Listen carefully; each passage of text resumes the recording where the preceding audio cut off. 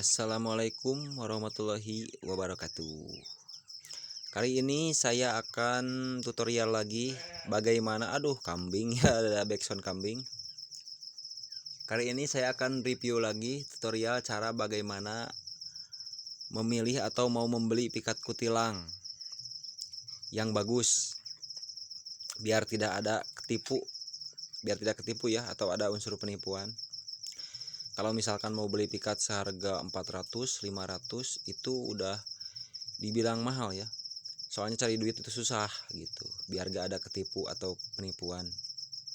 Kalau misalkan mau beli, gak mau dites dulu ya. Caranya adalah sebagai berikut. Misalkan beli pikat dari Mudah Hutan. Yang awal mulanya si penjual bilang dari Mudah Hutan ini pikat katanya gitu. Tesnya gampang. Kita tinggal lihat burungnya dulu ya. Dilihat harus benar-benar yang jantan ya. Jangan betina, karena jantan lebih banyak variasi suaranya ya. Dibilang lebih unggul lah pikat jantan. Bisa mengalahkan si betina, meskipun pikat betina gacor, tetap kalah sama pikat jantan kalau sama-sama gacor. Ada kambing mengganggu ini, aduh. Caranya begini ya. Pertama, pilih kutilang yang celomes atau dalam bahasa Sundanya gerecek. Nah, kemudian kita elus kutilangnya dan kemudian gini. Nah, diam kan? Coba yang ini. Nah, yang bagus kalau kita giniin bakal menjulurkan lidah seperti yang barusan ini nih. Biasanya ini 100% bagus pikat. Tandanya dia udah jinak dan udah bersahabat sama manusia ya. Nah, hampir-hampir. Jadi diginian aja, ntar dia menjulurkan lidah kalau yang bagus ya. Tandanya dia udah benar-benar bersahabat sama manusia. Karena kebanyakan kutilang yang jelek itu dan diam di hutan, biasanya kutilang yang belum bersahabat sama manusia. Karena pas dibawa ke hutan dia bakalan takut sama kita. Dia bakalan diam. Nah, harus celomes atau gerecek ya. Nah, ini gerecek nih atau celomes. Dia bakal bagus. Dan jangan yang gigit sama jari kalau bisa, dilus gini.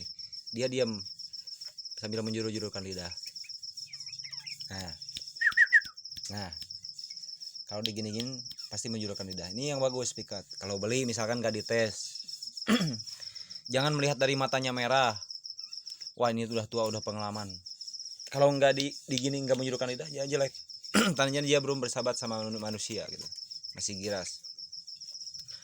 Makanya harus menjulurkan lidah kalau dielus gini.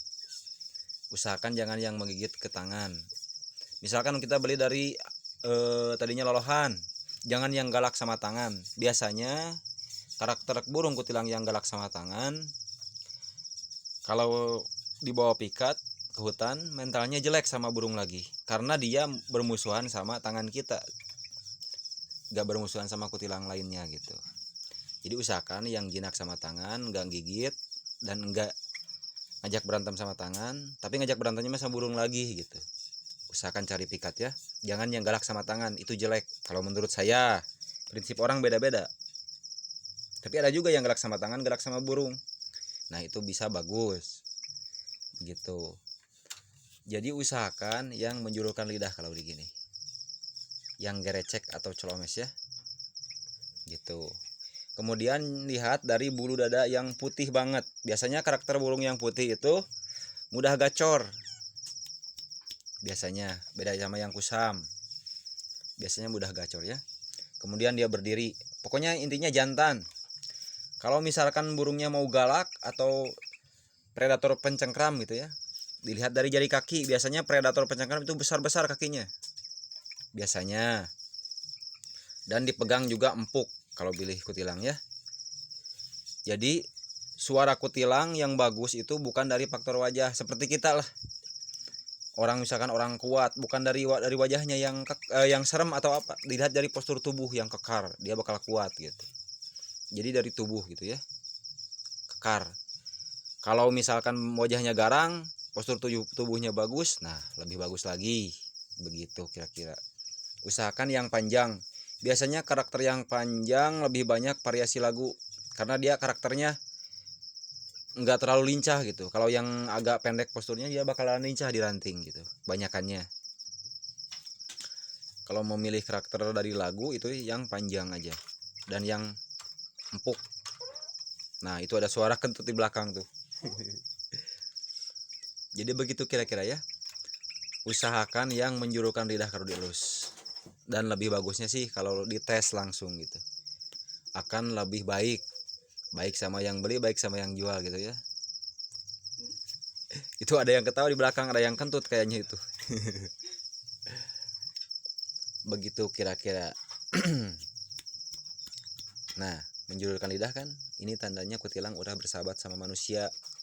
Karena kebanyakan kutilang yang diam di hutan itu kutilang yang takut sama manusia, bukan takut sama burung lagi. Karena karakter kutilang gini ya, dia itu mempunyai kamuflase. Kamuflasenya itu pertahanan dirinya, dia kalau lagi terbang di atas warna budadanya putih. Jadi biar samar sama langit, gak kelihatan kalau itu kutilang ya. Kemudian kelihatan dari langit kalau ada elang di atas dia hitam, menyamarkan diri ke pepohonan. Jadi nggak kelihatan dari atas. Makanya dia kalau menandakan ada dirinya di atas pohon, dia bakal membuka sayap. Gini, buka sayap ya, meber disebutnya. Karena dia menunjukkan bahwa dirinya ada di situ sambil bersuara berkibar-kibar begini ya, menunjukkan bahwa dia ada di suatu pohon itu. Kalau dia cukup bersuara doang, dia gak bakal kelihatan sama pasangannya. Makanya dia mengibarkan sayap untuk menunjukkan bahwa posisi dia ada di situ. Sama lawan bakal kelihatan bahwa dia ada di situ. Dan sama pasangan juga gitu ya. Kalau hanya bersuara saja gak mungkin kelihatan karena ini samar di atas. Warnanya menyerupai pepohonan. Karena kutilang identik burung atas, beda lagi sama dengan terucukan yang di bawah. Dia menyamarkan diri seperti dedaunan kalau terucukan. Soalnya karakternya di bawah. Di rerungkunan ya. Inilah dia karakter kutilang. Dan ini identik ada trotol putihnya di ekor.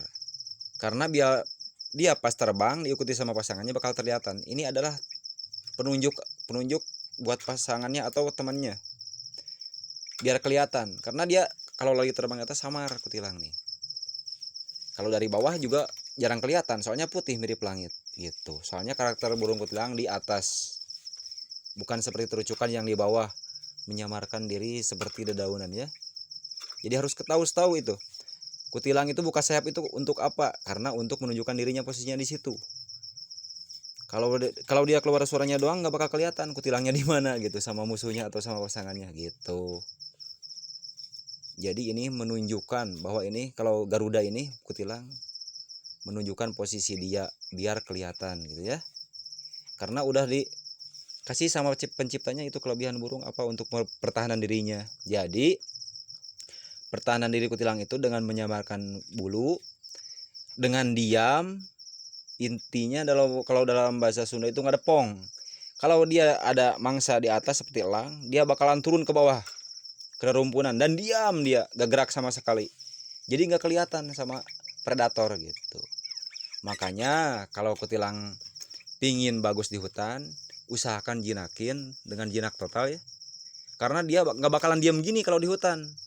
Karena kebanyakan kutilang yang diam begini ya, takut sama yang bawah itu. Dia mempertahankan diri biar gak kelihatan sama yang bawah gitu ya. Jadi dia bakalan diem gini kayak patung begitu kira-kira. Jadi harus tahunya gimana ini kutilang dikasih kelebihannya, dikasih kekurangannya sama yang nyiptain gitu. Sama-sama udah dikasih kelebihan gitu. Jadi usahakan pilih kutilang yang gerecek kalau dalam bahasa Sunda ya. Kalau pilih pikat gitu. Dan jangan yang gigit gini nih. Biasanya karakternya kurang bagus ini kalau yang gigit ke tangan. Kalau prinsip sih beda-beda, itu tergantung ya, tergantung kitanya. Cuman pengalaman saya begitu. Nah, begitulah kira-kira ya. Cukup sekian dan terima kasih. Mudah-mudahan bermanfaat buat semuanya.